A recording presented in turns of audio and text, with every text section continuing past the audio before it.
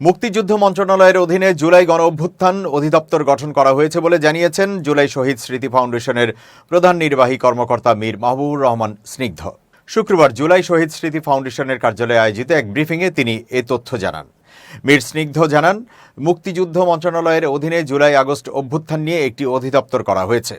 আমরা যতটুকু জানতে পেরেছি সেই অধিদপ্তরের নাম জুলাই অভ্যুত্থান অধিদপ্তর।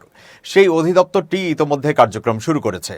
এই অধিদপ্তরের কাজ হল সরকারিভাবে জুলাই এবং আগস্টে যারা শহীদ হয়েছে এবং আহত হয়েছেন তাদের পুনর্বাসন সহ পারিবারিক বিভিন্ন সমস্যা নিয়ে কাজ করা। স্নিগ্ধ আরও জানান, জুলাই স্মৃতি ফাউন্ডেশনের কার্যক্রম শুরু হয় সেপ্টেম্বরের 10 তারিখে। আজকে পর্যন্ত 745 জন শহীদ পরিবারকে 37 কোটি 25 লাখ টাকা সহায়তা করতে পেরেছি। গেজেটভুক্ত শহীদ পরিবারের মধ্যে 87.13% পরিবারের কাছে আমরা পৌঁছাতে পেরেছি।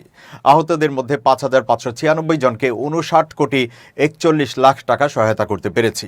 তালিকাভুক্ত মোট আহতের 38.39%-এর কাছে আমরা পৌঁছাতে পেরেছি।